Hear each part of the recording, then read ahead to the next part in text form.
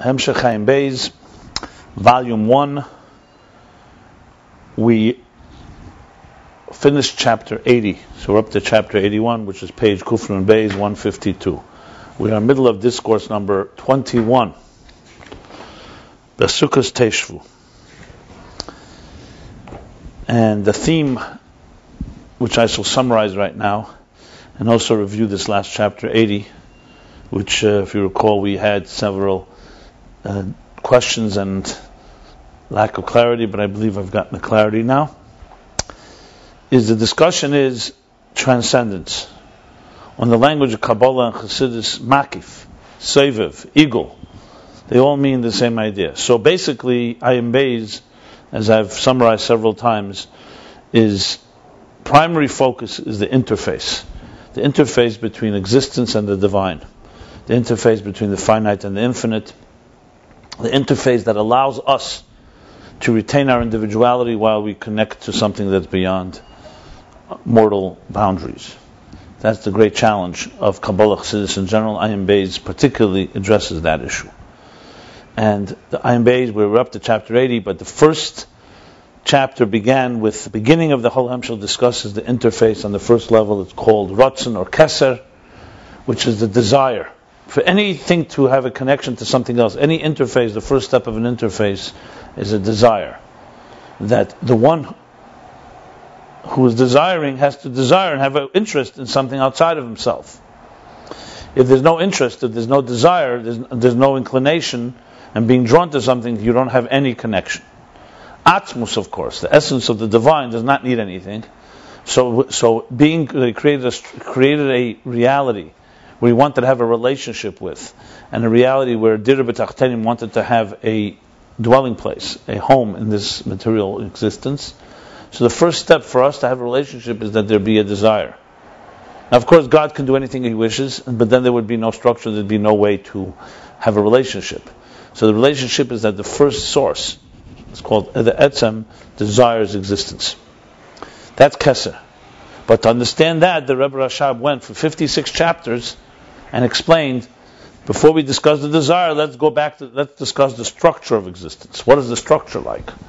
And he defined the structure of existence as being defined by the word pnimi, which means internal energy or integrated energy. We're integrated circuits. Let's put it this way. What does an integrated circuit mean? That everything in this universe is made up of a distinct identity. That's one of the key principles before any point of departure, is that everything has a distinct personality, a distinct identity. That identity, whether it's intelligence, whether it's emotional, whether it's a physical parameters, is defined by, as he put it, and keli, energy and container. That's what makes its identity an identity. Using the classic example of the human being, for my flesh I behold the divine, that our body is made up of distinct organs and parts, and each one has its role. But its role consists of a container. Take the eyeball as the container. The power of sight is the energy. The brain is the container. The mind, intelligence, is the energy. The heart, emotions, and the heart. Everything in this world consists of a container, which is its so-called, you can say its form and its function. Its inner and its outer. Its body and its soul. Letters on a page are containers. The ideas they convey are the energy. There's nothing in existence that doesn't have these two elements. Even an inanimate stone, you have the physical properties of the stone, the mechanics, but then you have the stone, its personality. It has a personality. Not the way necessarily humans call personality, but it's a personality. It's defined by things. Stones can be used for certain, the substance for can build certain things. Some things stones are not good for. And the same thing with every distinct element. So the structure of existence, the structure by definition, as he explained, is milo mata. Milo mata means there's a hierarchy, there's a distinction. And he explained at length where this distinction is rooted in the divine, how it evolved from the essence of the divine, which has no structure, how the structure emerged. He explained that it's part of the 10 hidden spheres, which is how God envisions a structure. It's like, think of it, an infinite, an artist that is beyond even art and can create infinite artistic presentations, chooses to create one. So that's where it's rooted in. and how that evolved. He also discussed at length the meaning of hierarchy and structure.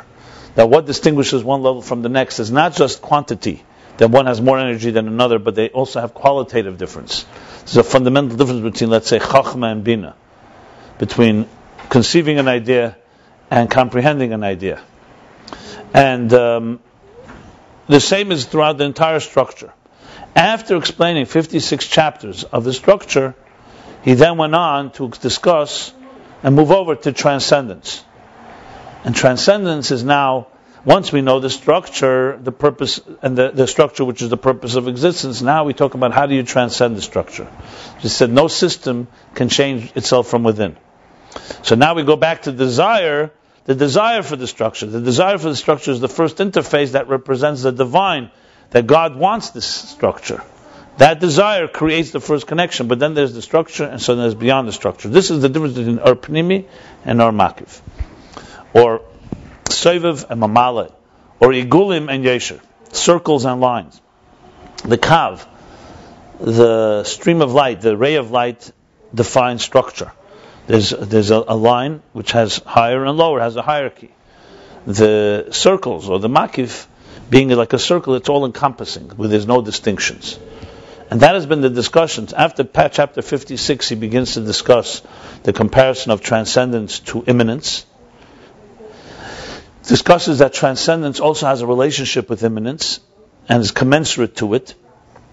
The impact of transcendence on immanence, the different impact of the different transcendent levels.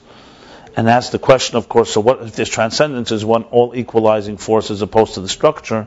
How do we have different levels? Like, for example, the Makiv Kloli, the general encompassing, macrocosmic encompassing force of Tehiri Allah, the higher shining, the higher purity before the Tzimtzum, the big circle. Or the lower Makiv Kloli, which is Ak, Adam Kadma Tehir Tata, the lower purity. And he explained that each one has, because they relate to a part of existence, they each one have their relationship, but those two are very all-encompassing, so they have an impact on the immanent levels. And then he moved on to the impact of Atzilus and Bria, Yitzir, and Asiya, which was all hinted to in Baruch Sha'amar and Birchis Yetzer. We said, L'kei Elam, B'rachamecha Rabim, Racham Aleinu, Adeinu Zeinu, and all the other levels that he spoke, Tzur, Mizgov, and Tzur, Remogin, and Mizgov, Ba'adeinu, how each of those transcendent levels impact existence. But then, after 20 chapters of discussing transcendence and immanence, he went back and said that, however, this is chapter 79. However, with all this, we still have to remember transcendence is still apart and separate and apart from existence. It's true it has an impact. It's true that it has a relationship. But fundamentally, the transcendent level is still reflecting the desire of the divine. It's not focusing on the structure. The structure is defined by the energy that manifests inside the structure. So if you talk about the messenger of the soul that says, let's say, eyesight in your eyes, that's the structure.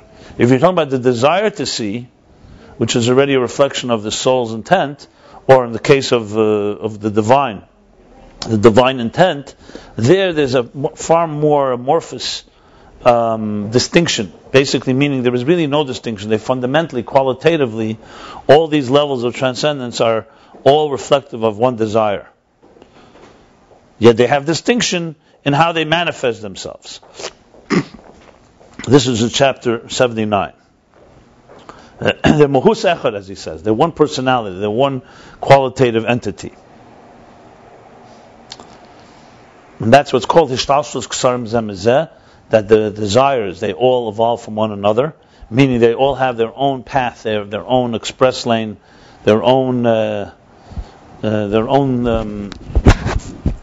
separate path from the path that defines the structure of existence. In chapter 80, he began, we still have to understand, don't we find 10 spheres in the Gulim? Before he was discussing how the makifim are different, the makif, the desire for, let's say, for this part of the structure called Atzilus, or the desire for the part of the structure called Bria, there, yes, there's a desire for that part of the structure, but all the desires are one. When you want to build a home, your main goal is, I want to have a home. However, to have a home, since I want a structure, so each part of the structure has its particular desire. But if he has desire itself, all the desires are connected to that general desire. They're not separate from. If he has the plumbers and the electricians and the builders, they don't even know about the desire. They don't even know why you're building.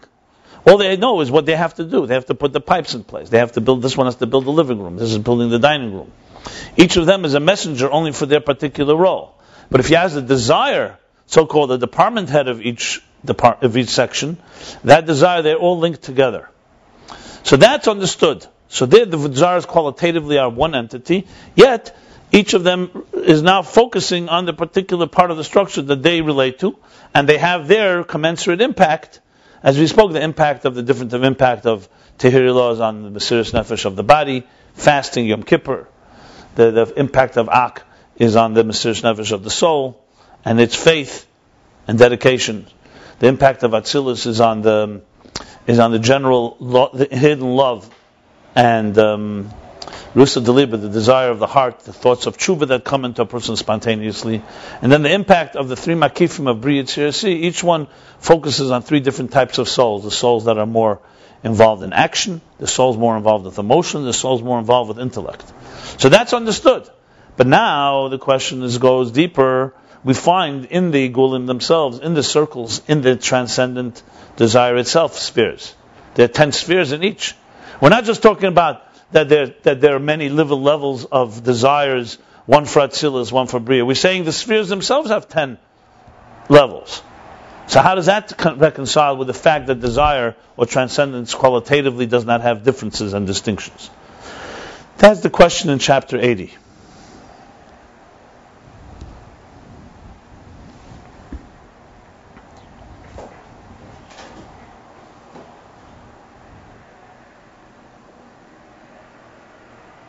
I just don't want it to disturb.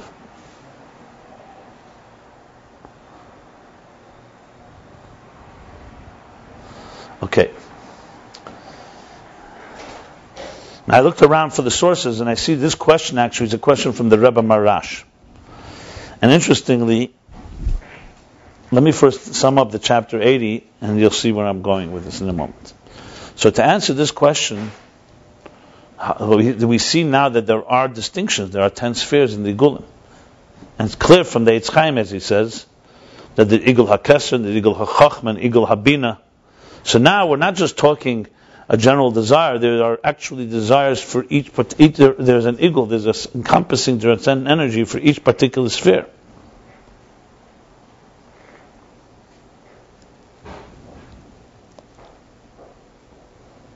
So here we suddenly see that there is structure not only in the immanent energy, there's also structure in the transcendent energy.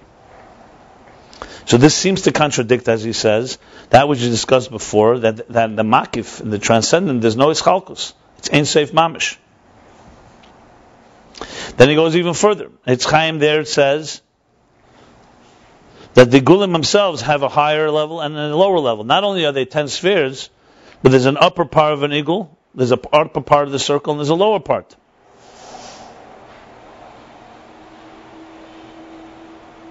I'm sorry, he says that later. Let's go back. Let me retract that. In Etz Chaim he goes further and says, not only do the spheres have, do the Gulim, do the transcendent energies have 10 spheres, but there's also a hierarchy. And the keser of, let's say, the Igul of keser surrounds the Igul of chochma, and it's superior to it. And he brings that here, for example, in the makifim, the higher the makif, the more outside it is, the higher it is. In primi is the other way around. The more internal it is, the deeper and higher level it is. So we see here again structure. However, he says it's not a contradiction. Why is it not a contradiction?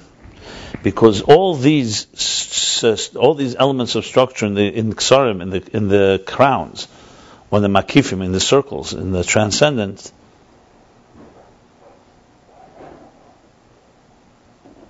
their distinctions are only quantitative, meaning they're not fundamental distinctions. They're just a measure of how much of that transcendent energy is revealing itself. But all these transcendent levels are fundamentally qualitatively of the same personality. In other words, he's using the same explanation he used earlier even here as well. But here, you need to focus on it even stronger, because, in other words, the 10 spheres of the Igulim are only their revelation. Let me use exact language.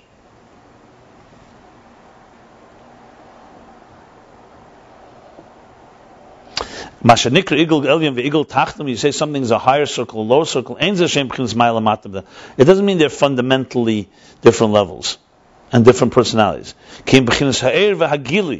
It's only in their revelation and their reflection and their energy level that now igul elyon, in a higher circle, you have more intense energy, and that's why it surrounds the lower level. But in the lower eagle, you have less energy. That's the key thing that he's saying here. And he says, it's different than immanent energy. In immanent energy, the structure defines the entity itself. Chochma, bina, chesed, gvur, like we spoke about the distinction of existence. Let's take a stone. The mineral world, the vegetable world, and animal world, and human world, the 4 kingdoms, are not 4 different levels of revelation. It's not like a stone is a little less energy than a man. It's not correct. They're fundamentally 4 different realities. And you can go through all of existence and you'll find they're all fundamentally, qualitatively, not quantitatively. It's not like, for example, that, let's say a stream of consciousness. You're conveying an idea. One idea you convey to several students. One student you give them more of the idea, another student you give a little less. There it's qualitative. There it's the same idea. For a beginner student, you'll give more examples. For an advanced student, you'll give less examples. So the only change is not a fundamental one. The change is in quantity of how much energy is flowing. But for example, an idea compared to emotions, or an idea compared to throwing a stone, that's 2 different qualitative forces. That does not exist. That structure does not exist in the makif level, transcendent level. So there is structure. But the structure in the makif level is only revelation part. Fundamentally, it's all one entity, it's one desire that reflects and expresses itself in different levels in different ways.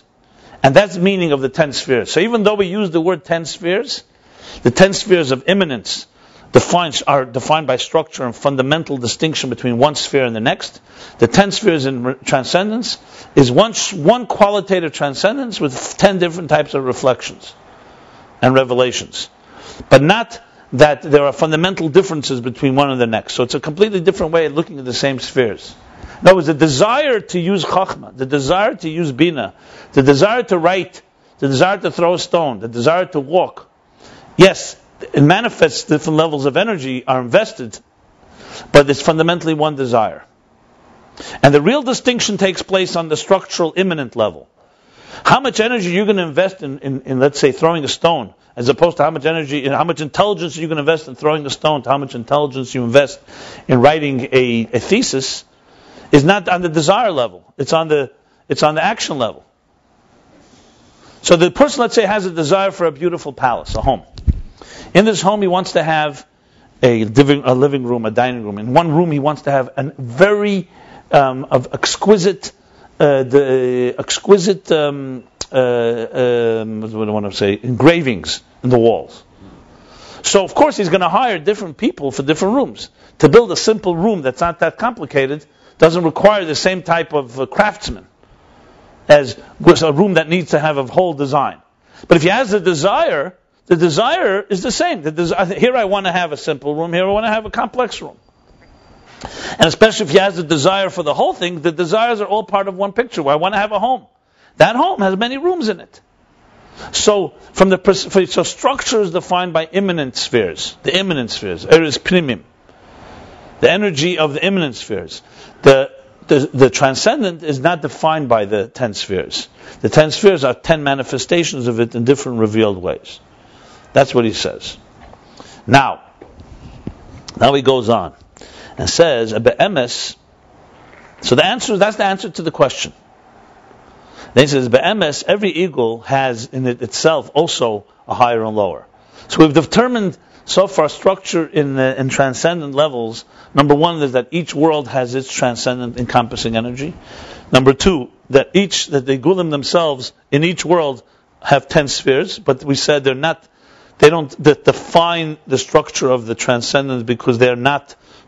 The transcendence is fundamentally one transcendent level, just 10 different types of revelations, levels of revelation in quantity, not quality. And now he's saying that each igul itself, not just the igulim, the 10 circles are 10, one inside the next, each igul has a higher and a lower level. There's the top of the igul and there's the bottom of the igul. And here he brings, and this is from a mimer that was said in Tishrei, apparently, Tovkuf Samach Vav from the Alter Rebbe. He's explaining, it's called the Bir Sheni of the Maimer Ki HaMitzvah Tovkuf Samach Vav. Ki HaMitzvah Hazez is the pasuk that this mitzvah is not rochik, it's not distant from you, it's not in the heavens, it's not across a wide sea. Ki Karev Elecha Dover Ma'id. So the Alter Rebbe explained this in the year Tovkuf Samach Hei Nitzavim. That's where the pasuk is. But then he explained it. That's printed in Likutei Torah. And in Tishrei, the next year, meaning a few weeks later, clearly maybe a week or two later, he explained the second explanation. And this is printed in Eira Torah and the Rebbe Marash. And there they bring that there's the makif itself has an elyon and a tachton, has a higher part and a lower part, and it's brought regarding the repair of blemishes, pagomim, that come due to sin and due to iniquities. So he explains there's two things that a blemish does. When someone behaves inappropriately, two things happen. One is there's a draining of the energy, the positive energy that could have been there, and now has been removed. Siluk ha'er. And the second is, as a result of that, the negative forces, the infections, it's called the spiritual bacteria, have more to feast upon, because there's less resistance, more vulnerability. So you have two problems now. In general, let's take an example. In a healthy human being, we have many defense mechanisms that don't allow infections to enter into our system. So we have our hair, we have the outer layers of the skin, which captures a lot of the dust and a lot of the bacteria that otherwise could, God forbid, penetrate. What happens when there's a cut, or there's some type of puncture or some wound? Then a person is more prone to infection. Why? Because the energy is not flowing quite the same way. So that it's been somewhat drained. It's like there's no blood. The blood flow isn't as strong. Circulation is weak, and therefore there's also a result. As a result, bacteria begin to gather there. It's called yanikas hachitzenim. The outer forces are able to wean and nurse themselves. So you need to repair both these elements. So he says, how do you repair both of them? So spiritually, it's the same thing. You have these two elements. When a person does something wrong to another, so number one is that the positive energy that should have been flowing has now been drained. And number two is that there's a negative that begins to manifest and begins to fester. Okay?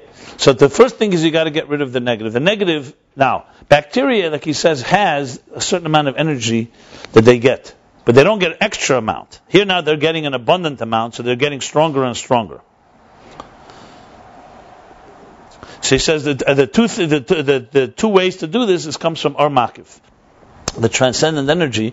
Now when you need to heal somebody, you cannot just suffice with what energy you had yesterday. What happens when there's a real wound, when there's a real infection? You can't just say, you know what, let's just go back to normal. You're not normal. You need now have an infusion of power. You need an intervention. It may be through medication, or maybe through physical surgery or something. You need to do something to repair. So that's called er makif. In a general conventional day-to-day life, when there was no blemish and no wound, it's sufficient immanent energy. The energy that the circulation of your body protects you. But when there's a part of a person's body gets wounded or hurt, God forbid, now you can't just rely on the regular flow of immanent energy. You need an er makif. You need the transcendent forces of the soul come in to help compensate. And they have two impacts. One is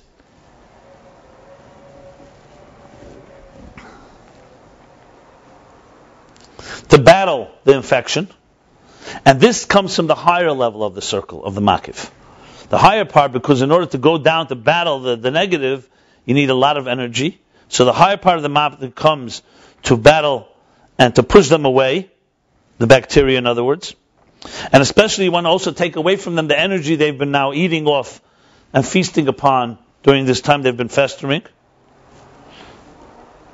So you need to have more power. Like here's the example. You're not enough now to have a little flame. Now you need to have the avuka. Then you need to have a powerful torch that will draw the energy back into it. And the second thing is, it brings back the flow of life, the healthy flow of life. So like say, for example, you'll see, first you'll clean out the wound, you use antiseptic, you use all kinds of stuff, powerful stuff to get rid of the infection. That needs a very powerful force. That's like the higher part of the armakif. And then, once it's stabilized, now the armakif is either you bandage the wound or whatever it may be, to give it ability to heal. And that's the lower part of the makif that brings back the energy that was drained from it, the blood flow or the nerves or whatever it was that was damaged. And then once you bring it back to that place, everything goes back to normal. So the makifim come in for this particular effort on this level. So we see from this that the eagle has a higher part and a lower part. But this is part of the explanation. But the higher and lower is again in revelation. It's not in quality. You say higher makif, it's more energy of the makif you need to clean out the infection. And less energy of the makif to bring back the energy, the eris and the kalim. The immanent energy should be back functioning properly. But there's no fundamental qualitative difference between these two makifim. It's one makif that has ma'ila mata. Now, before we continue, here is what I wanted to say before about the Rebbe Marash. The Rebbe Marash brings this whole idea of these two levels of makif, the higher and lower level of makif. And this is brought, like I said, it's a mimer from the Alter Rebbe.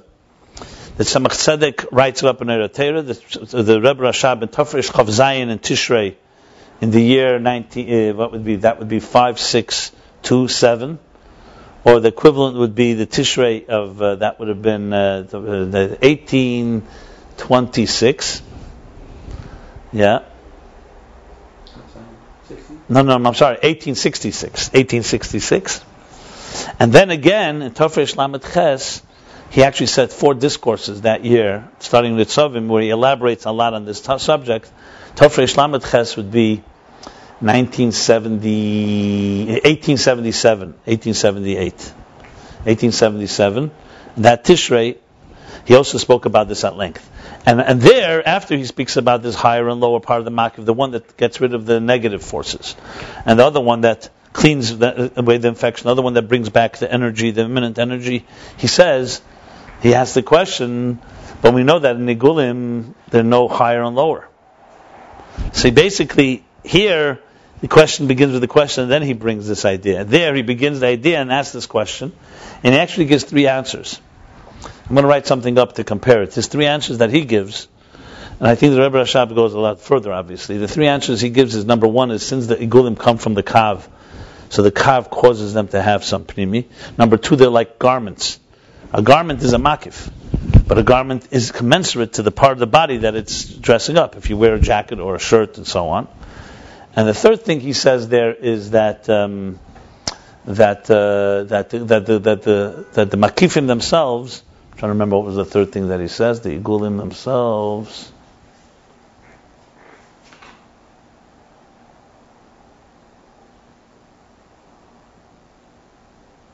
Not sure what he says, the third thing. I'll get back to it. But the Rebbe Rashab, however, is deriving from all of this that ultimately these are all quantitative differences. And then he continues in this chapter. And we should know that the primary hierarchy of structure is not defined by quantity, it's defined by quality. That's why I go back to what I said earlier. That structure, the structure of the immanent structure of existence is not quantitative difference. It's qualitative difference. One level is qualitatively different than the other. And this is what the second half of chapter 80, he elaborates that the primary thing of structure and hierarchy is not in quantity. And he goes on and says, as we discussed earlier, even in the immanent energy, the primary structure is not the quantity, the difference between chochma and bina, but the quality. And here he goes on to explain, and he's discussing now, he goes back to immanent energy to explain that hierarchy and structure is primarily qualitative and not quantitative, which would mean that in the transcendent level, there is really no structure, because this transcendent level has no qualitative differences. It only has quantitative differences. And to explain this, he goes back to chochma and bina. The chochma and bina have the quantitative difference. Bina can reach close to the level of chochma. Because chochma is the concept, and bina is the comprehension. Obviously, they're in the world of seichel, they're quantitative. But then there's an element, and the bina therefore can even reach a place of getting to the summary of bina, at the conclusion. You can get even to a point of a type of resonance. The word that he uses here,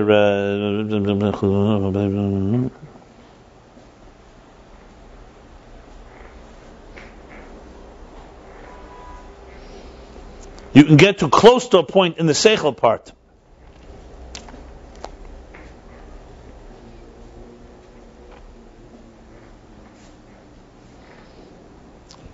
However, when you talk about the qualitative difference, where chochma is seeing something, it's the conviction, the hanocha, the riyah, the seeing something, there,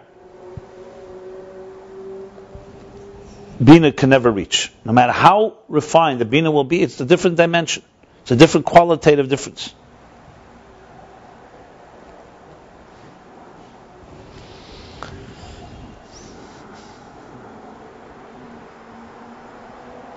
And even when Bina comes to a certain recognition of truth and resonance, it's because it's no longer Bina now. It's been able to comprehend something that's beyond its personality, its own personality. And it adds that even when Pnimis Bina is Pnimis Atik, even when the deeper part of Bina reaches the deepest parts, the essence of it, they're still fundamentally distinct from Chochma.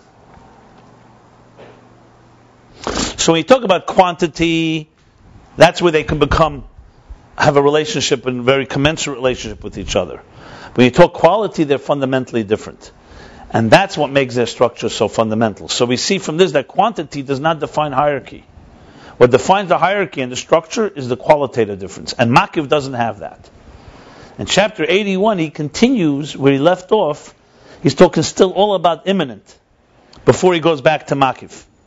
So there's a long discussion now that began in chapter 80 that continues on in chapter 81, all to understand how structure is defined by quality, not by quantity. And in transcendence, the distinction of the spheres is quantitative, not qualitative. In immanence, the distinction of the spheres is quantitative and qualitative, which is why they are two different levels completely. So makifim are completely not structured like immanences. So now we'll continue chapter 81. Any questions?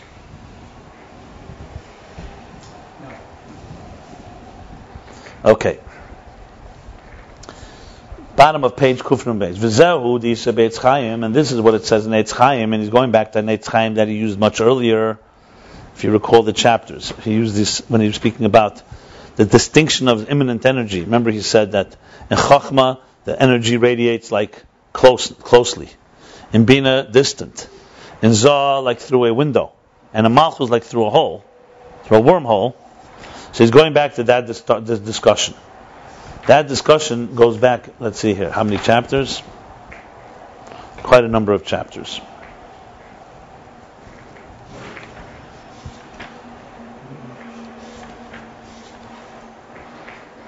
We're talking now all the way back to chapter 37 through 43.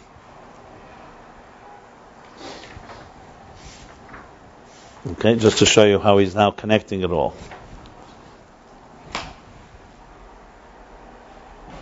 Yeah, 37 through 43. So now he says, and that's what it says in Etz Chaim b'Hafresh Beifane Hagiluim b'Atzilus v'Hagilushim Atzilus l'Biyah.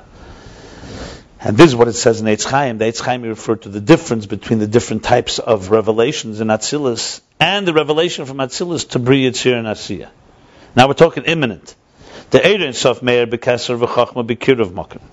The infinite divine energy radiates in Keser and Chochma closely, in close proximity. U'b'Zah derech halein, and the midas of Zah zer ampin through a window. U'b'Malchus derech nakav, and a malchus like through a hole. Atzilus lebriya derech masach, which he didn't really discuss earlier, just briefly, or he did discuss it to some extent. From Atzilus lebriya through a curtain. So it's really a mashal, an example of how energy can radiate from one level to the next. But he's going to point out, obviously, that all this is quantity, not quality.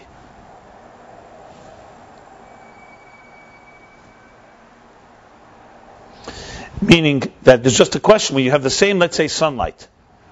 Let's take the example, sunlight. So sunlight is shining outside of the house. It's unbridled, unfettered. Okay? Once it's shining into a house, you already now have the limits. For example, well, before that, the sun itself can be something closer to the sunlight, something more distant from the sun. Like we say, let's say, winter and summer, or day and night. Then you have the sun shining, but you're inside a house and it's coming through a window. You're right there, you have a limited flow. Then you could have it come through a little peephole. So you have a little sun coming through, but it's far more less light. And then you have the sun coming through a curtained, a shrouded window, or a shroud, or any shroud. So now it's also the light is coming through, but now another shroud is blocking it all. These are all examples from Etz Chaim how the light and the divine energy manifests in different levels. This was discussed earlier. And he said there that it's based on two things. One is quantity, more and less, and then there's quality. Chochma and bin are fundamentally different. But when you use this example itself, as he's going to explain, is a quantitative example, not a qualitative one. Because you're not talking about the difference, you're talking about how the light is being blocked by different blockages, but it's the same light. So he goes on and says like this. The difference between one dimension and the other, in this example, in Etz Chaim, who the madrega da Atzilus, that the level of Atzilus, everything is the same qualitative energy.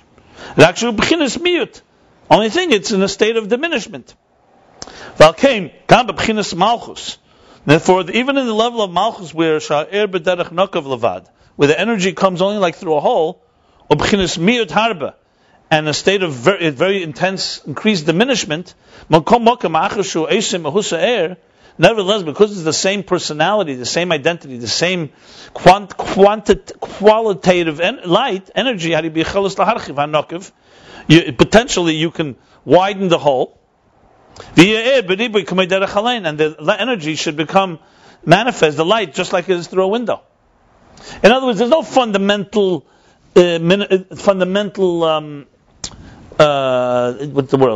difference between malchus. When you say the light is going through a hole, the hole is just smaller. But technically, you can widen the hole, you can broaden it, and then it becomes a window. And then you're getting more light. Like for example, the light of the sun, sunlight, that shines through a hole. Being that this is the fundamental qualitative personality of the sunlight that's radiating through the hole, you can widen it, expand it, that it should be just like a window.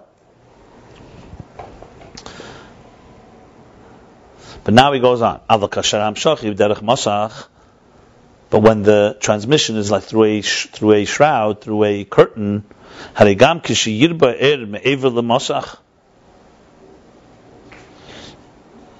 even if you will intensify the light from the other side of the curtain, nevertheless, the revelation that will be on this side of the curtain will still be only a Ershel Tulda Levad. Ershel Tulda means like a child, literally. Tulda means in Torah, when you have, let's say in Gemara, you talk about Avos Malachas and Tuldas. You have the primary types of work that are prohibited on Shabbos, and you have Tuldas. These are derivatives. It's a derivative. It's like a secondary dimension. So when you say Avos, you say parents. Tuldas are children. What it means in intellectually, it means air itself is the parent child, the original energy. Tereshal Tulda means an energy that's coming as a byproduct. It's coming as a second bounce, so to speak.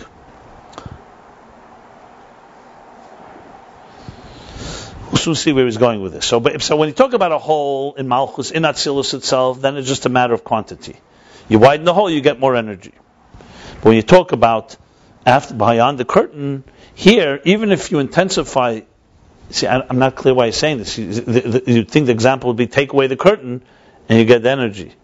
But clearly the curtain is necessary for its survival.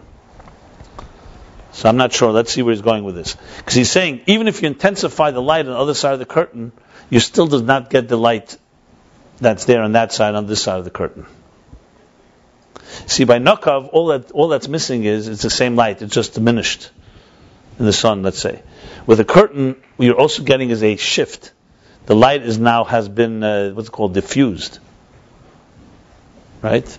Due to the curtain. Let's see where he's going. And the inyan in this is mishum degam b'chinas mir yesh ba behelam b'chinas riba. The reason for this is because even in the diminished state of light, of energy, has the intense energy.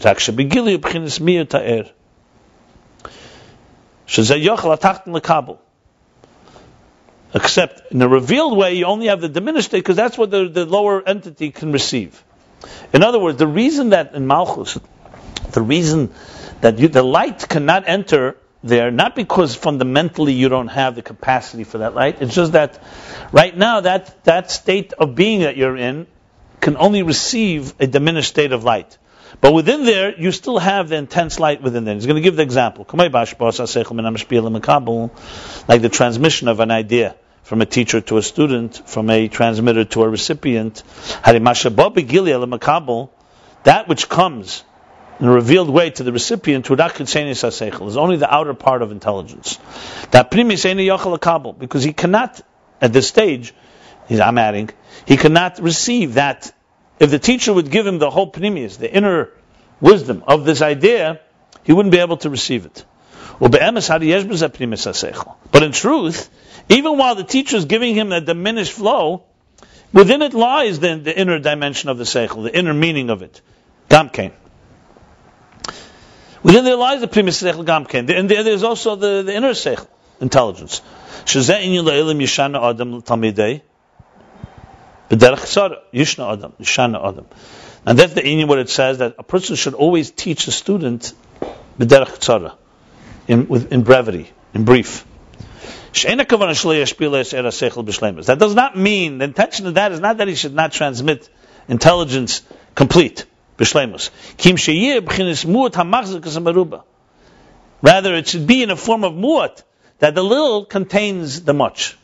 Mu'at machzak hamaruba is an expression that in the little, in the diminished, it contains much. So you say it in short in order for him to be able to receive it. If you are going to elaborate too long, you're going to overwhelm him. So the key is, the wisdom of a good teacher is that he takes a powerful idea and packs it into a short expression. Short is long. Mu'at machzak hamaruba. That's what it says. You should read the keser. Meaning that in this diminished state, concealed has all the wisdom that's going to come later, that will emerge in time. Only that which is revealed to the recipient is only the outer dimension alone. And this is the meaning. When we say a person reaches, he's able to reach, understand the real das, the real knowledge of his teacher after 40 years. What does this mean? What does this mean? Because through his exertion afterwards, over these 40 years, in the seichel and the intelligence that was transmitted to him, he reaches its inner kavanah, its inner intention, and that took 40 years. That means it was there. It doesn't mean after 40 years of sitting with the same teacher, now that one day he's going to wake up. The idea that he learned 40 years ago had within it all. But it took the 40 years for him to realize it. The same thing is with the quantitative difference, the intensity, and miyat, and the diminishment, meaning the more and less, ribui and miyat here. Alamayla above,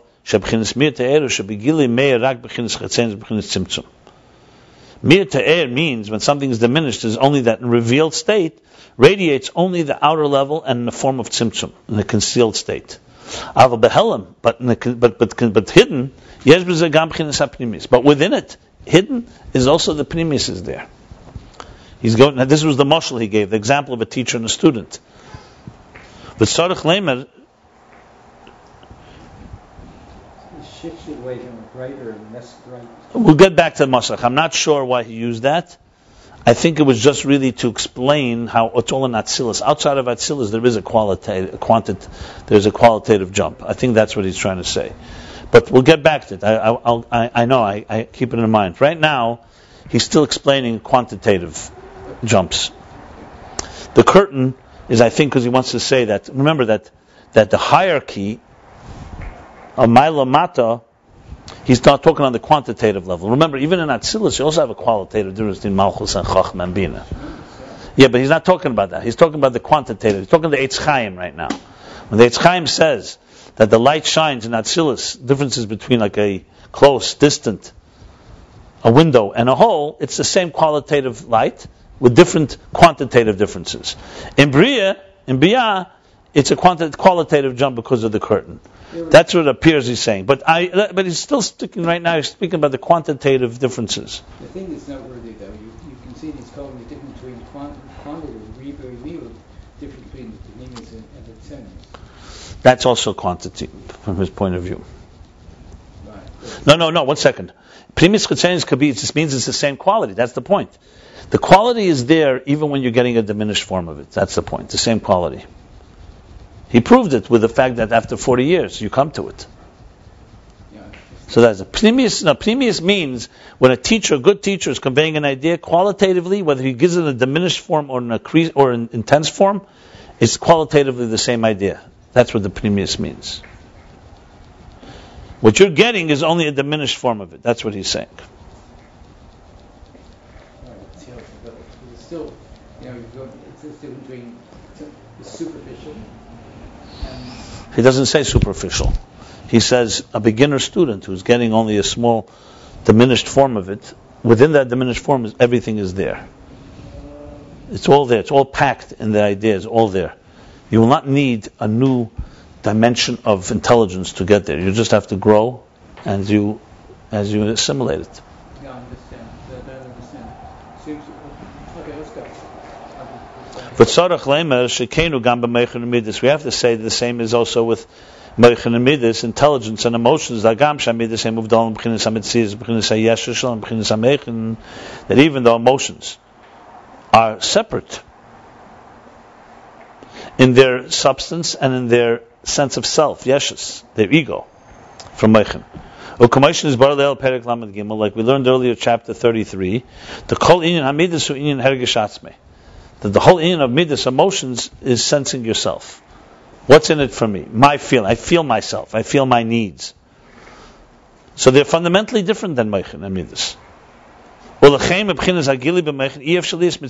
That's why, just from the revelation of meichen itself, mind itself, you're not going to have the birth of emotions. Commission is baralel, as we discussed earlier. So that's regarding their qualitative difference. Nevertheless, there's another relationship they have on the quantitative, revealed level. You have to say that within the emotions and concealed, they have within them also the revelation that's there in the intellect. Because the emotion comes and is born from the contemplation, specifically from the contemplation. This is the inyan of ava, love, rational love. We're not talking about now natural love that a parent has to a child. We're talking about a love that's born out of intelligence. So this is rational love. Shalula is abundance. Without the meditation, without the contemplation, lo yitiya ava. There would not have been this love.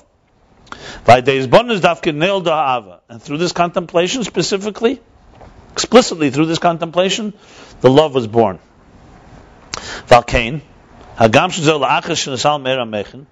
Even so, therefore, even though this emotion comes after the concealment of the energy of the intelligence. That's because while during the revelation of intelligence, they're not capable yet to have that sensation, that sense, that feeling of emotions. Because Moichin is focused on the idea itself. It's not about whether it's good for me or not. If you remember, he discussed there, when you're thinking of an idea, you're not thinking, is this good for me, it's not good for me. And after the intensity of the energy of the mind is concealed, then you come to feeling the midas and saying, this is good for me. Nevertheless, the emotions have within them from the energy of the mind, of intellect. Being, since this is the cause for the emotion. I mean, he's elaborating here to show how the structure of immanence of pnimi is fundamentally different than the structure of makif. So he's saying that even though when you have fundamental different levels, nevertheless, there is something of quantity that is constantly flowing back and forth there. And that they have much more a relationship. I think what he's also coming to lead to is even the qualitative difference that exists in the immanent is not quite like the qualitative jump in the makifim. That I think is also what he's leading to. In other words, the first thing what he stated was that the makif is only a matter of quantity, more energy, less energy. Whereas in immanent, the spheres are fundamentally different than one another. And quantity is not the main definition of their hierarchy. He's now elaborating how quantity is not the main definition, but he's also explaining how these immanent energies require this quantity, and they all have within, even when they're in a lower state, they have fundamentally, they're part of that state as well. In other words, there's some type of relationship here between quantity and quality and the immanent level. We'll see where it goes, but that's clearly what he's saying here, because he's focusing here not just that it's an external. You see clearly he wants to make a strong case how this quantitative difference is so much part of the immanent structure. In other words, the distinction between the structure of immanence and the structure of transcendence would be the following. The 10 spheres in transcendence don't have altogether any qualitative difference. They're all one level. But in quantity, there's a small difference. Well, there's distinctions. In immanent energy, there too, the fundamental structure is their qualitative difference. But quantity plays a very big role, because the quantity is also very much part of how they grow and they develop with each other. In other words, in makifim, we're going to come to discover the makif of, let's say, of keser, makif, of esospheres of igulim, its quantitative difference is relevant, like he said, because it's like the higher part of the makif, the lower part of the makif. But it's not it doesn't play such an important role in how these entities emerge. Where in the pnimi, both the quantity and quality are very necessary. So we have two elements here of really answering the question. Nothing separate, everything works together.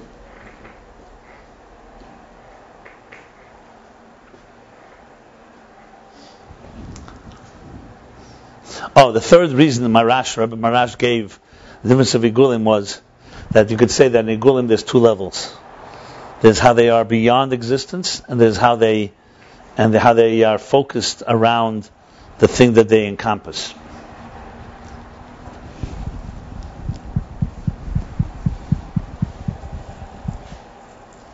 In other words, the second reason he gave was that the main distinction between Igulim is only not because of them, because of what they're encompassing. And the third explanation, he's saying there's actually two levels of a makif. One is how it's beyond, and how it encompasses. You can say Ayin Beis is really coming to explain those three reasons and going even further than that. We'll get back to that. How are you doing there? Okay. In some a little bit out in others. Okay. Like a psagdin, a legal ruling that comes after a lengthy argument. And pilpul, what would be a pilpul? Lengthy, how would you translate pilpul? Back and forth, inter-exchange, dialogue. Besfaras v'taimim, with Svaras, theories and reasons. Huh? Hariyesh behapsak din behelm kol arichas hapilpul. Within this legal ruling, the conclusion, concealed, it has the entire lengthy dialogue and discussion about the matter. You only see the conclusion, but the conclusion came as a result of this whole lengthy discussion. Hagam shebeheishem esasik ba'asogas asforas v'ataimim ubepilpul. Even though that while you were struggling, you were busy when they were busy comprehending the different arguments and different reasons and a pilpul back and forth, arguments and counter arguments. It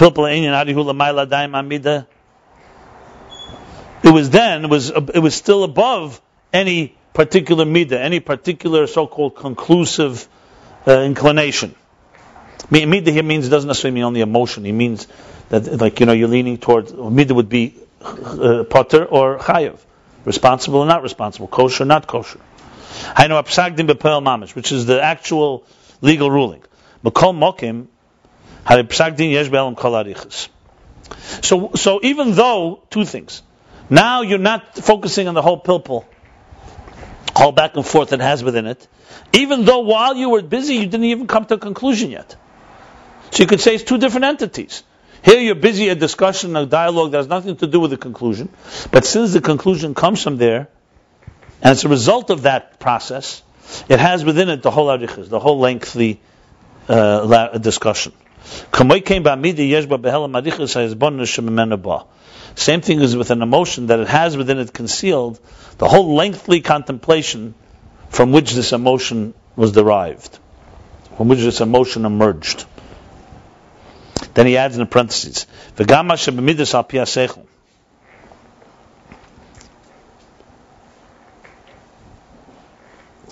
and also, an additional point here, that midas, emotions that are driven by intellect, they're different from natural emotions that are awakened and aroused not through seichel. Like we spoke about, let's say the natural love to a child. That doesn't require contemplation. Has a gili amechem b'midas, that's a revelation of the intellect in the emotions. This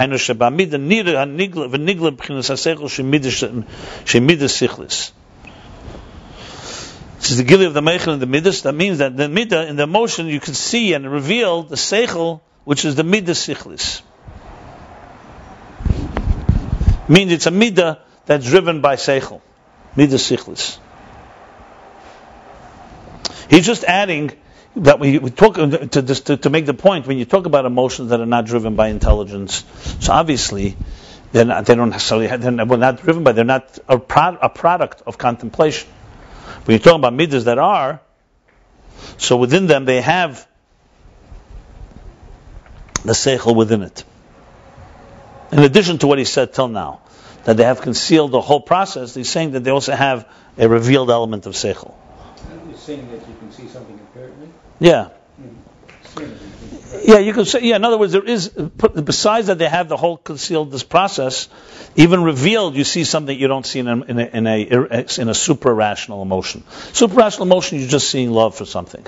An emotion that came after a long contemplation has in it a certain type of, you can almost say, discipline and structure. Yeah.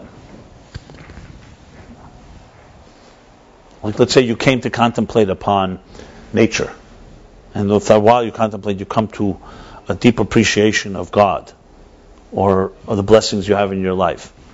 It's a completely different type of emotion, that feeling, than a natural one that just comes, I'm hungry, or let's take the love that you have for your child. It's controlled, and and one is not going to be one. Yeah. So bottom line is, all this is coming. He's saying that you have to say that also in midas you have within the, like he said before with seichel, you have to say that also in midas you have the whole the hidden. We'll soon see where he's going with this. Well, b'shas is bonus yesh gam kein hispilus hamidas, and during the contemplation you also have the excitement of emotion. This is the excitement that's in the mind. And afterwards, when the emotion gets excited, it has within it also the meichen. He's just adding that there's a strong relationship between these two steps. In other words, you can get excited with your mind, and then that excitement will translate into an excitement in your heart. He discussed this earlier at length. And one doesn't necessarily lead to the next, but when it does lead to the next, so the midah has within it also the mind in it. It is shown that every divine contemplation has a distinct individual emotion that comes from this contemplation. And that's why during the contemplation it has in it the emotion has an excitement within the mind. Except when it's in the contemplation level stage, then the mind is dominant and revealed, and the emotion is concealed. And the time when the midah gets excited, it also has within it also the energy of the mind. However, now the emotion is revealed and the intellect is concealed. I mean, this needs some elaboration to give examples in real life where you see this. He added now that every hasagah lekis, every contemplation of the divine has in it an emotion that it will awaken inside of us. What he means by that is, I'm assuming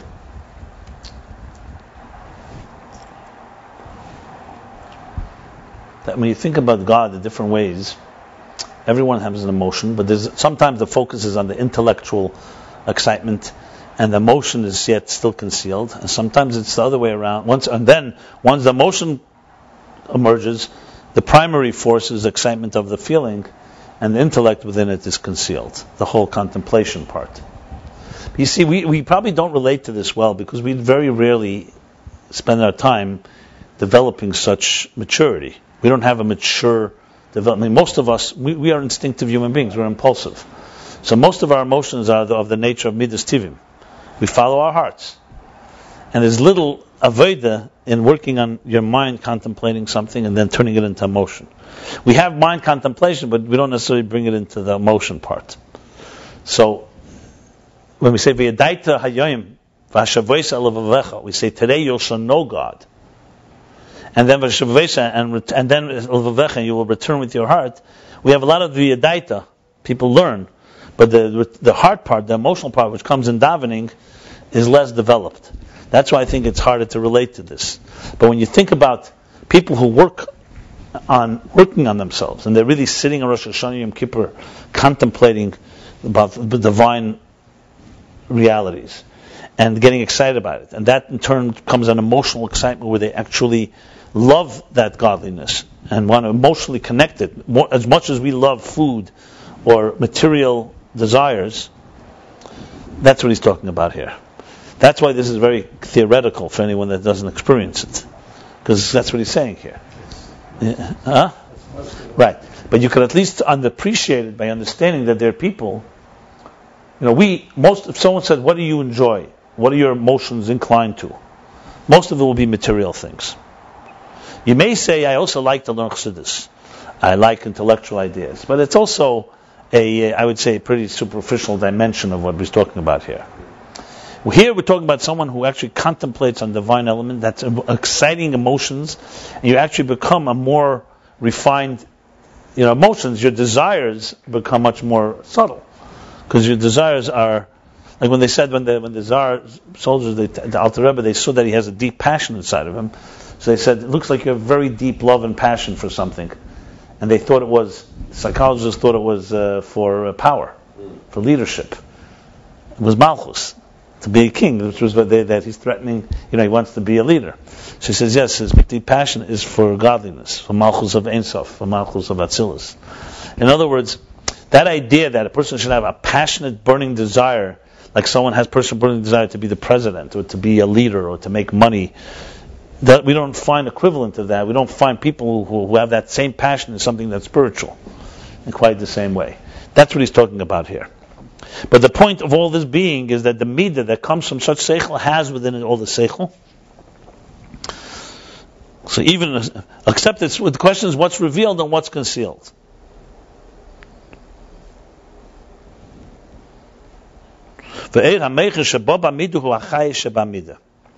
And the energy of the intellect that comes inside the emotion, that comes within the emotion, is the life force, is the vitality of the emotion. He's going now a step further. What's giving it vitality? It's not the chayes of the midah. It's not the energy of the emotion itself. It's the energy of the intellect that contemplated on this idea, got excited about it. That's revitalizing, or energizing the emotion. The chayes of midah islavus, because the energy of a midah on its own is in a state of hislavus. Slavus means like burning passion.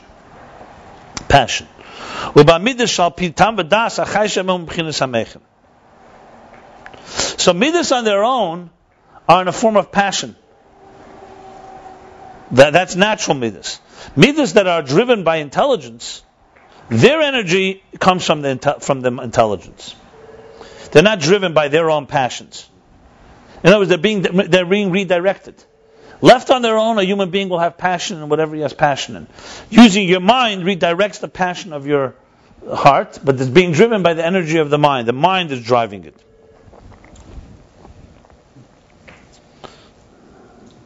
Well, Avadza is the Era Mechenu B'chinas Makif Ala Midas, basis Palsimidas. What's the chayes means? Just the energy? What? Chayes? I call it vitality, energy, yeah. No, with left Midas on their own, their vitality and slavos and passions that they want. The mind is redirecting, it's training the Midah, and therefore the energy now of the Midah is being driven by the mind, not by its own desires. No, the chayes is still there, the Midas, which is being redirected by the mind. He said the chayes, not the chayes midah of its own. It's not its own. It's the chayes of mind. The mind is really the driving force right now in the midah. He's going even deeper of how the midah has within all the mind is working there. You're talking about, again, something that the midas, the human midas that we have, regular passions, are not familiar with that much. So Ulavadze is the era mechenu b'chinas makif ala midas. In addition, besides the fact that the mechin, the intelligence, is in the form of makif over the midas, form of encompasses them, basis palas midas, while they're excited. V'inyan hergesha era likiya musig. And this is the sensation of the divine energy that is comprehended. That shetzarach is basis seres v'palas midas. There needs to be, during the awakening and the excitement of the emotions. So besides the fact that the intellect, wow, this is a real analysis of how the mind is.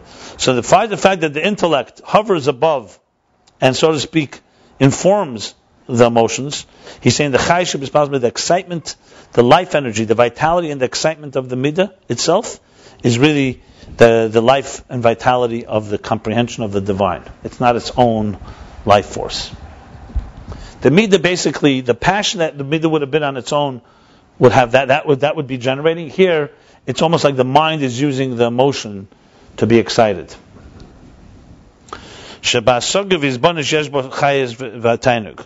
Because in understanding and comprehension, and in contemplation, has in it an energy and a pleasure.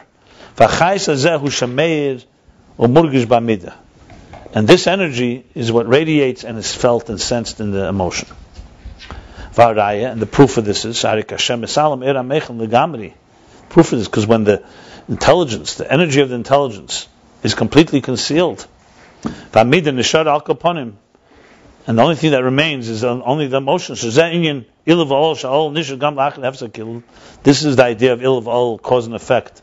That the effect remains even after the flow of even after the cause is stopping its flow. Ein b'chayis, it has no energy.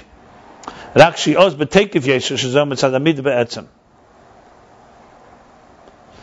only thing it has is that it's more intense, and that's because of the midah on its own. I'm not sure what this means. But it does not have a life force. I have to look this up, what this means. And in order for there to be energy in this emotion, there has to be a renewal of the contemplation and the comprehension. I think what he's saying is the following. Since we're talking here now, a person's redirecting passions toward divine causes, okay? So its driving force is not the midah itself, because the midah itself has its own natural desires. So it's the mind. And the proof of that is, because take away the mind, take away the contemplation, all you're left with is the midah. You're going to have the intensity of an emotion, but you're not going to have any life force. You'll feel empty. In other words, after you contemplate and it awakens a divine emotion, unless you revitalize it, that emotion is going to go back to its own intentions. It may be disciplined, but it doesn't have, for it to be revitalized, it needs to constantly be driven by the contemplation. The understanding? By the understanding. That's what he's saying here. That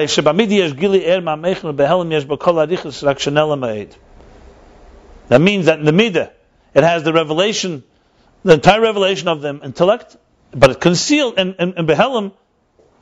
The midah has a revelation from the intellect, and Behelim and concealed and a concealed way, it has all the whole contemplation, but it's very much concealed. In parentheses he has, because fundamentally they are two different entities. Not like cause and effect, but like in the intellect itself. Like he spoke earlier, that it's from the transmitter to the recipient. Because the outer level is also intelligence. And the inner part of the intelligence is not so concealed. He's saying that there's a distinction. It's not quite like he spoke earlier. When he spoke a teacher and a student, it's all intelligence. And the intelligence is either more of the outer level of intelligence or the inner level. Here, you are talking about two fundamental different entities. And yet, in quantity, the quantity also has a relationship. Again, we'll see where he's going with all of this. V'gam, and also, that with the maturity of emotions, the intelligence radiates in it in a very revealed way. Okay. So now he's going even further into this whole subject. Till now he's speaking about how the emotion gets awakened by the intelligence. Now he's speaking about how the emotions get matured. They're trained and matured. Let me just elaborate a bit, because this is something that may help. When we talk about maturity, for example, young children, does that need to be again stopped, or that's fine?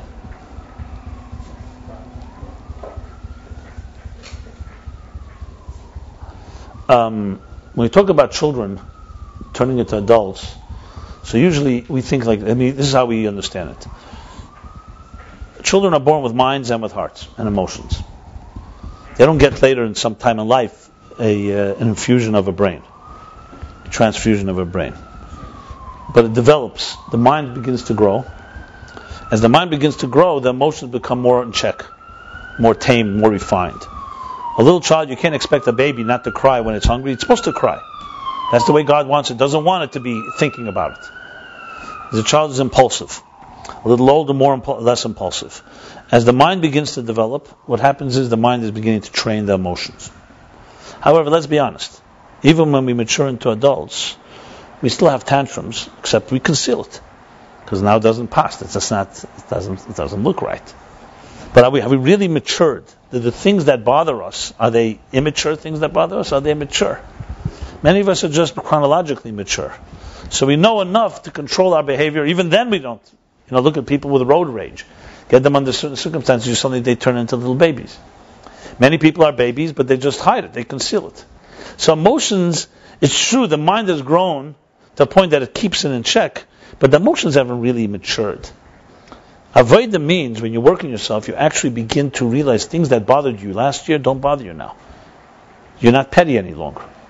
Because your mind has grown to appreciate more important things, so you don't get disturbed by things that would have been disturbed. In other words, the mind actually trains the emotions and they become matured.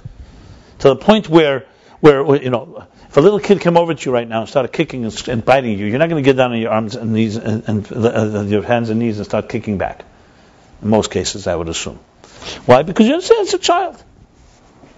But if an adult came over to you and did something equivalent, it may get to you very much, and you're not going to just take it lightly. I'm not getting now whether it's a legitimate insult or not. It's not the point. The point is the reaction.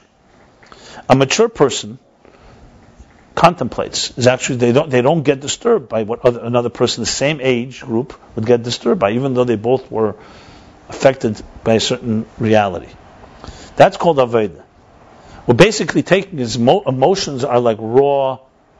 Think of it, raw vegetation, raw flowers, weeds grow.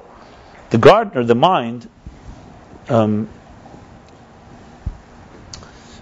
weeds the garden, tempers, and allows the flowers to emerge. So emotions are a very important part of our lives, maybe the most important part, but they are controlled by. They're not just, don't let the impulses of the emotions not take control over you. What he's discussing here is the process of how the mind takes over. Not to compromise the emotions, but to direct them, redirect them, mature them. So first he spoke about how the mind does this to the emotions in general. And then the excitement of the emotions is really driven by the mind. And it has within it everything, because it's coming from the mind. It's not just following its own inclinations. Now he's going further and saying, and therefore the emotions have within them all that you've contemplated. That whole maturity process is all there, except right now it's an emotion. So someone sees, for example, the kindness of a person who, let's say, was born not so kind, or very selfish. Now you look at this person, you say, look how he's giving to another human being, how he takes time, he's patient. And someone say, I remember him 10 years ago. The guy was the most selfish guy I know. So clearly he worked on himself. So when you see the emotion of his giving, you don't see the process of the 10 years of his working on himself, but it's informing his emotion every second, because that's his teacher. However, the emotion now is so-called an effect, a cause and effect, so it's following. And the truth is that if he doesn't have a continuous infusion of intellect, of that contemplation, he may gravitate back. I mean, he could develop a new habit. Remember, he could be doing it by mechanically. But we're talking about an emotion. If you want it to have vitality. I mean, I talk about this many times about tshuva, bal tshuva. Many people become mechanical Jews. Many people are born mechanical Jews. They're just following by rote.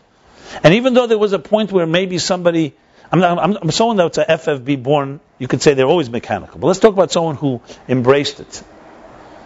There was a process why they embraced it. Whatever that process was. It may have been some needs that they had as well. I'm not saying it's all purely divine. But Pnimis for sure is divine.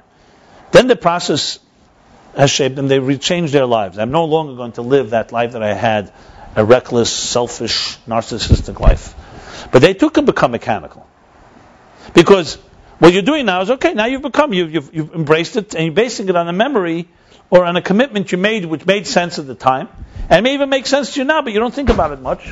But then your children ask you and say, 1 second, you're just mechanical as anyone.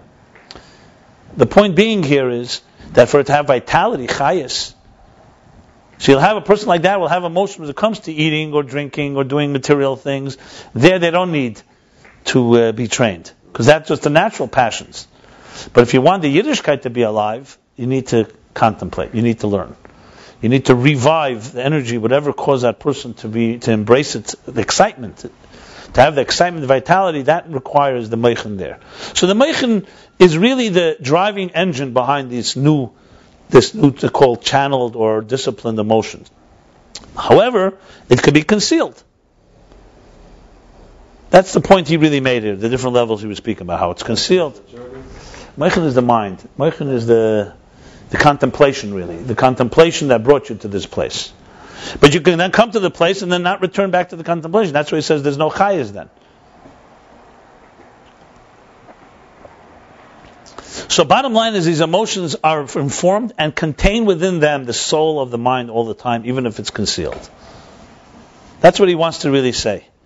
That this whole idea, remember he began the chapter by saying that the light is the same light, except it's concealed.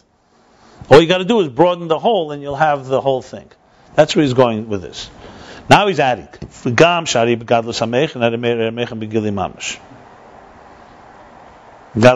Rather. Now he's saying this. What he said till now was where the mind has affected the motion. Now he's saying with the gadlus hamidus, as the midas mature, there you see actually the meichen begili mamash, very revealed. And these are the emotions that come automatically, spontaneously from the mind.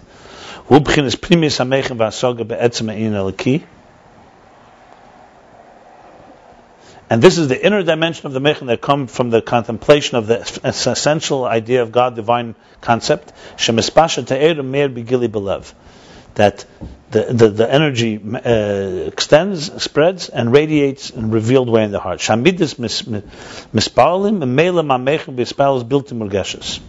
He's talking about a new stage, a second stage. That now the emotions are no longer just being informed by and directed by. Here they're actually becoming spontaneous. You've trained them to a point where the emotions are actually expressing the mind's excitement, and they become excited naturally as a result of. And this is not one that comes from murgish. It's not necessarily a sensation. It's a much more calmer, a much more subtler type of excitement. And this raises the maturity of the mind and the emotions, like it says elsewhere. The emotions in their mature state, they can have in them the revelation of the mind.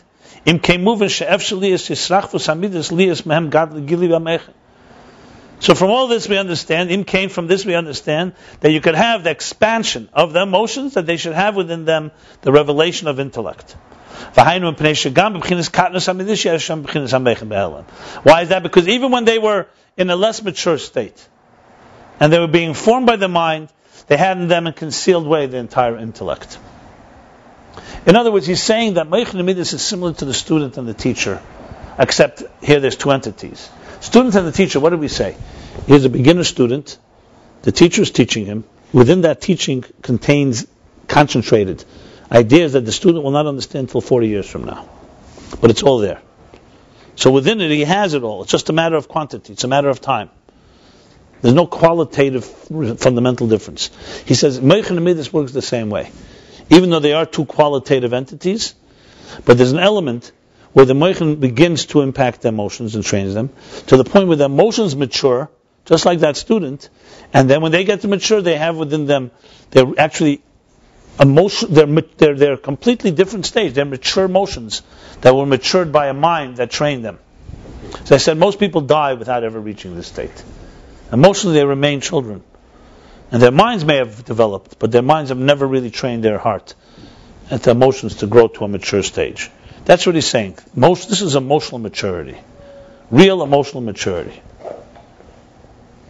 Where not only you don't show your anger, you don't get angry at something that, as an immature person, you would have gotten angry at. You have many examples for this, I'm sure.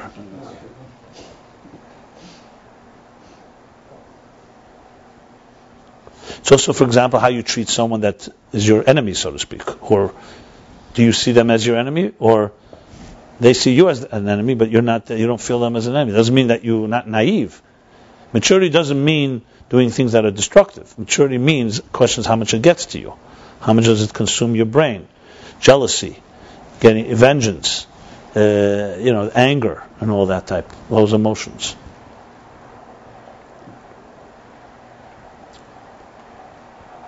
The reason he's elaborating so much, even though this was spoken before, intellectual concept of Igulim, because what he's doing here is really giving us a very nice picture, a powerful picture of the structure. This is structure. Meichen and Midas, remember, is the fundamental, immanent structure of existence.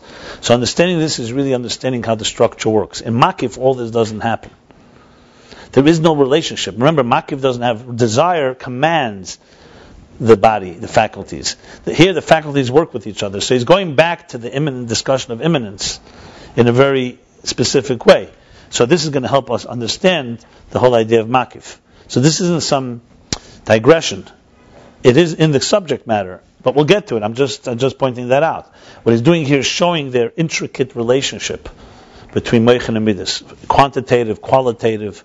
I mean, I don't want to conclude until I see how he's going to go here with the makif, but that's what he's been doing here. Okay.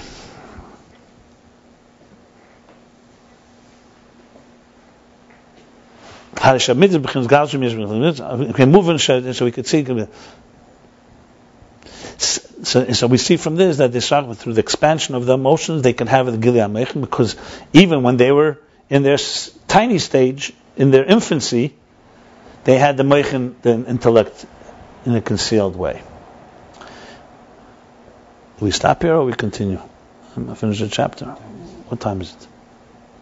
10:40.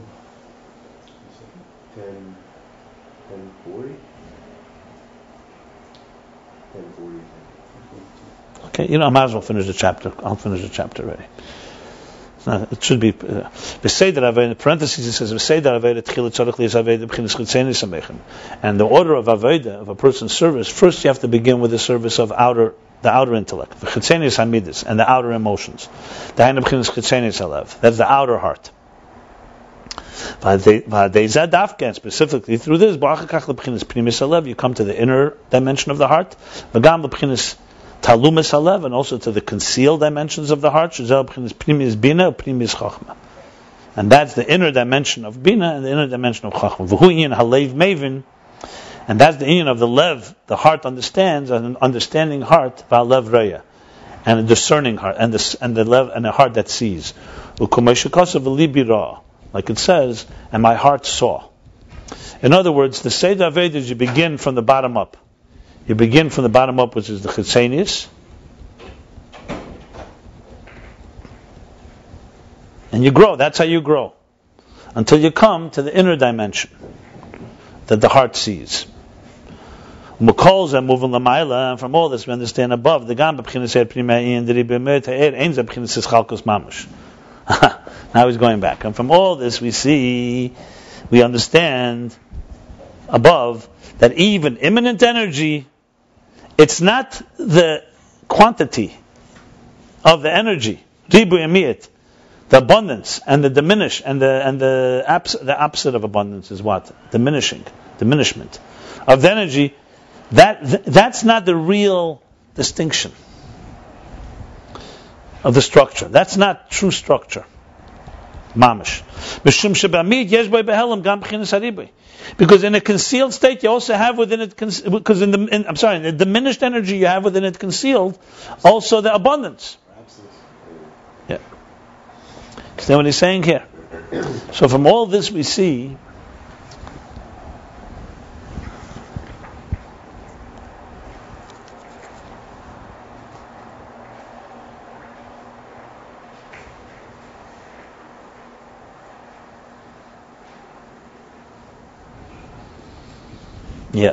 he's going back to what he said at the bottom of page 151.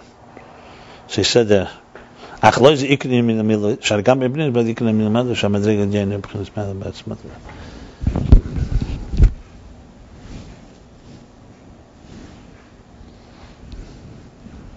basically he's saying that this whole discussion of how moichin works, intelligence, teacher to student, or intelligence to emotions, or as he spoke before, chochma and bina, how chochma goes into bina in the previous chapter. All this is quantitative shifts. It's quantitative shifts where even in a diminished state it has within it all the abundance. And that's not the real structure that defines the structure of the immanent world. It's how they interact with each other. But it's not their fundamental structure. Now I would like to add, even though he doesn't say it specifically, that it seems to me, as I said earlier, that this also distinguishes it from makifim. Because in makifim you don't have such an elaborate relationship of quantity. Remember I said that before. I think that's what he also wants to add in all of this. Let me see how he spells it out right now. But bottom line, but for sure what he's saying is that the fact that there is more or less revelation does not define structure. Structure is defined by fundamental different entities. And even in immanent energy, you can't really call it structure because it's just a matter of time. It's just a matter of stages. Right now, Midas is on this level, moichin and that. But with time, but within it is concealed all the energy from before. So therefore, that's not really what defines its structure. It's all one entity. The only difference is that one is more revealed and one is less revealed. And now he says, if that's the case, an immanent energy,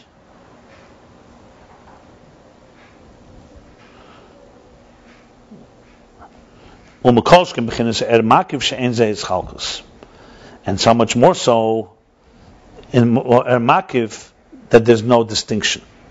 So when we said before that makiv has no structure, and then we said there's 10 spheres, the 10 spheres is only their revelation. That's not what defines structure. That's not what defines distinction. Because we just said even in Er Pnimi, revealed and concealed is not what defines his chalkus. Does not define hierarchy and distinction and structure.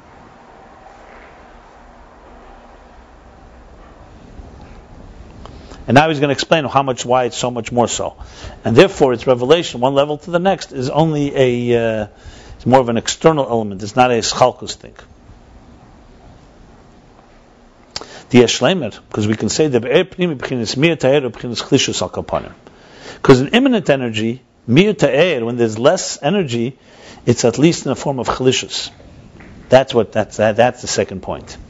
You see, it's chalishus, it's weakened. Let's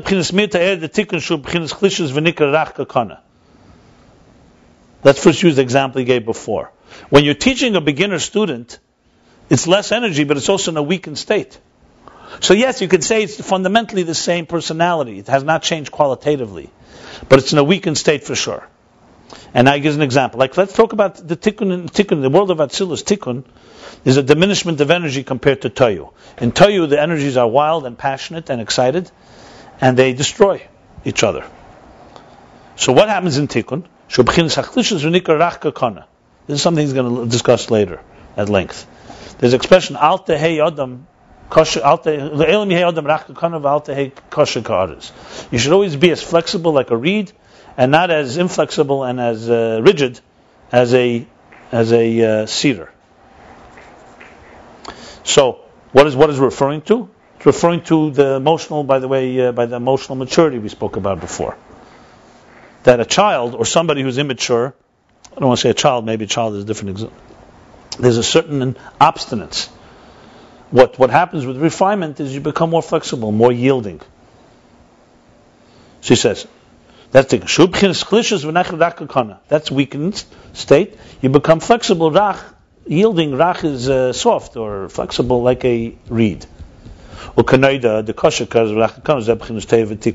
as it's known, the koshika is hard or inflexible and rigid like a cedar, and rachakana and flexible like a reed. So teyu and tikkun. That's the two worlds of teyu and tikkun. In teyu, where there was an intense energy, it's strong, kosher, it's hard, it's inflexible, it's unyielding. And in tikkun, because the energy gets weakened, diminished, it gets weaker, and so it doesn't have that same intensity, so it's far more flexible. In parentheses he now says, it's a long parentheses, 10 lines.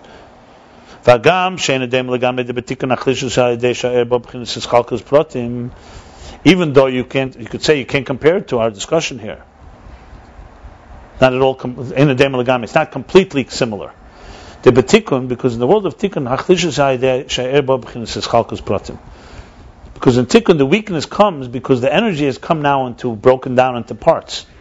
Which means that every level is broken down into many details.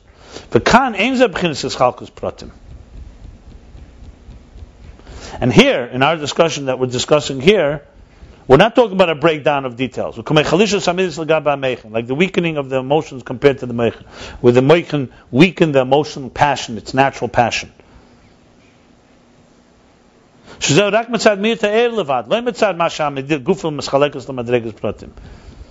comes specifically because only to the diminishing of energy, not because the midah itself, the emotion itself, has broken down the idea into many levels.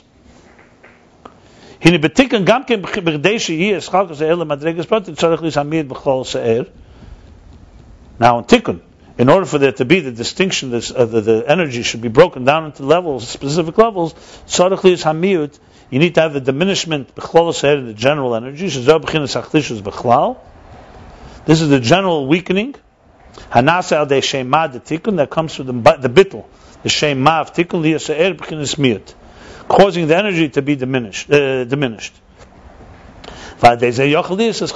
through that can be a distinction. Same thing here in our discussion. The miyut is in a state of chlishus. He's just qualifying that in Tikkun there's more than just a weakening of a lower state. In Tikkun you actually have a breakdown. Each sphere goes to its particular place. There's iskalos, there's interconnectivity. But overall, whereas in our case we're just talking about the weakening itself. But the bottom line is, he says, there's still both elements in Tikkun. You need a diminishing of the energy, and in that case it weakens it and allows it to become distinguished, one level to the next. And in our case we're talking primarily about the diminishing. But the point is that it's all a matter of getting weakened. The energy does get weaker.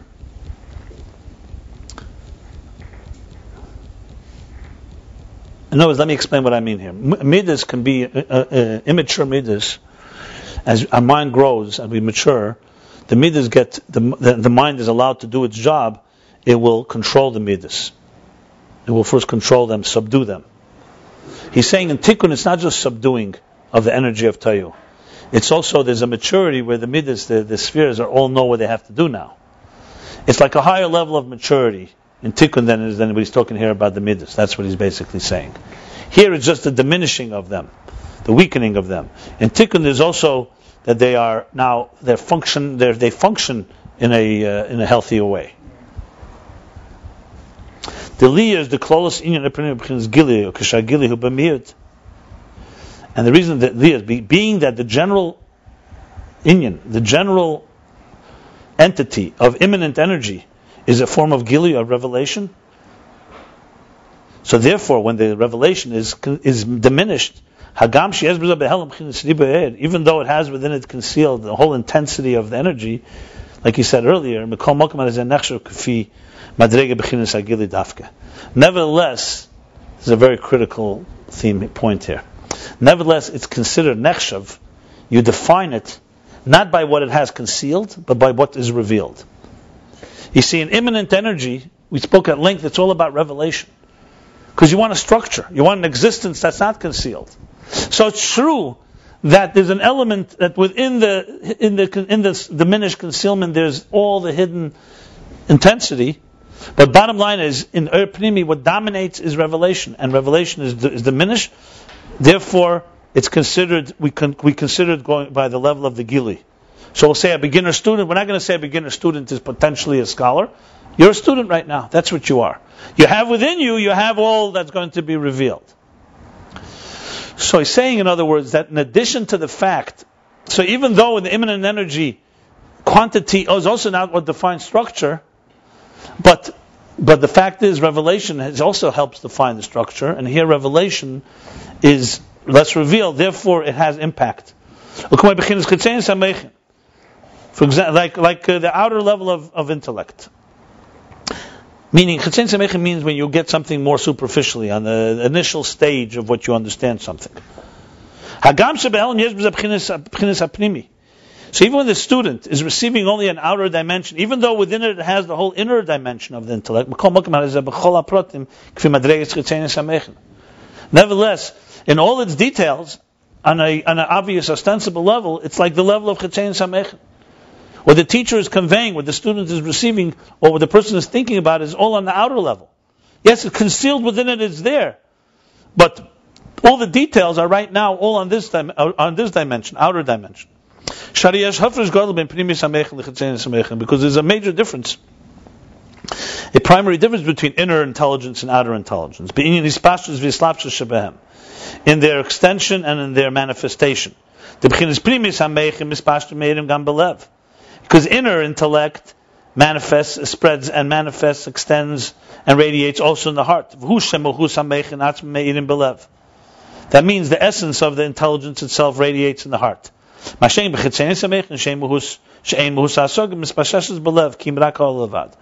However, in external intelligence, where the essence of the concept, of the comprehension, does not spread into the heart, and it's only a reflection. Not sure what he means by this. I guess he means that it's only the inner understanding of something that really it transforms you. Whereas the outer is only superficial, so it doesn't yet really impact your feelings.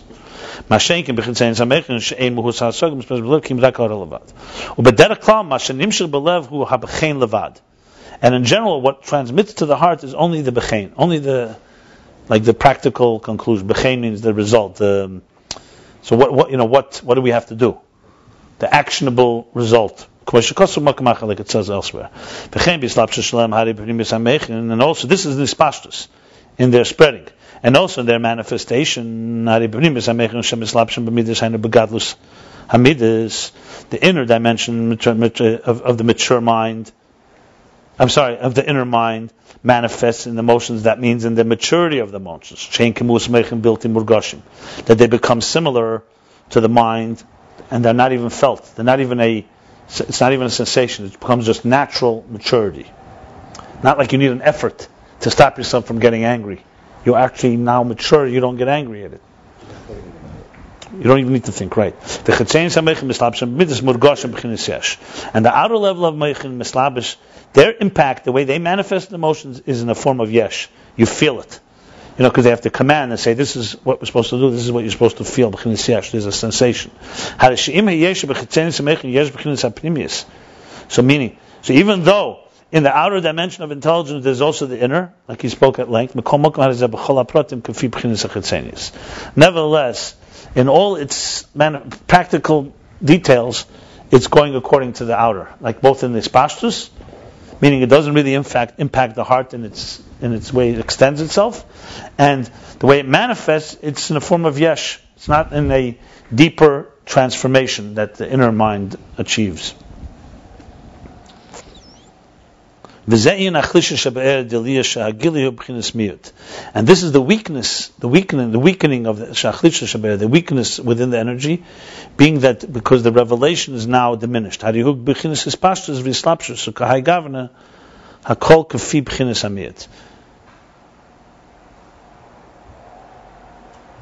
So it gets weakened in its ispashtus, in its spreading and in its manifestation. Similarly, it all goes according to the diminished state.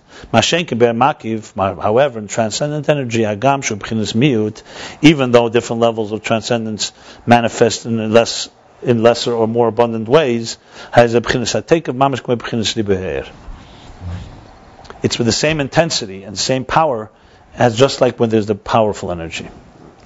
Ratzon, in other words, the desire, let's say, to throw a stone, and the desire to contemplate in the most deepest philosophical ideas, the intensity of the desire is equal in both of them. The difference is in how much the faculty invests, but the intensity is there. So there's no quality, so quantity does not impact. So there's two distinctions that he's making. In Makif, the 10 spheres of Makif, number one, are only quantity, and we've established quantity, even in immanent energy, is not fundamental structure. And number two, even in the quantity difference, Makif, Pnimi, quantity is actual weakened state, and there is a qualitative difference. Whereas in Makif, there's no qualitative difference based on the quantity. So quantity does not define the quality, and even that which it does define quality, it defines in Primi, it defines some quality. And in Makif it doesn't define it at all. Keser, let's do the keser and we'll stop here. Keser summary. V'zehu, and this is the Atzilus Hagam shemismayet er madrega lemadrega, and this is why in Atzilus, even though the energy gets diminished from level to level, nevertheless there can be a expansion. Mashenka Atzilus lebiyah. Where for Atzilus Labiyah there cannot be, because it's a qualitative difference. That's what he means by the curtain. And the Inyan is Mishum de B'miyut Yesh Bei Behelam B'chinas Haribui. And the reason for this is because in the miyut, in the diminished state, it concealed, it has the whole abundance. Like the outer dimension of intelligence that is transmitted to a recipient. Yesh B'chinas HaPrimius. It has within all the inner seichel within it. Intelligence. And also the emotions have within them also intelligence, gam kishinasis midim mugeshes. Also when they become a emotion that is sensed with sensation. And this is the energy of the emotion. And the maturity of emotions, you actually have the revelation of the mind. Meaning that there's no real distinction in truth. Even in immanent energy. We're talking about on the level of the quantity. But kolsh came be'er makif, and definitely in er makif, the transcendent energy. Because in immanent energy, the diminished state is at least a weakened state of energy. And that's why in all its manifestation, it's in the form of diminishment. And the er makif, and in transcendent, the miut, even in a diminished state, it's the same intensity as it is in the abundant state. Okay, we'll stop here. To chapter 81, page 152 through 155.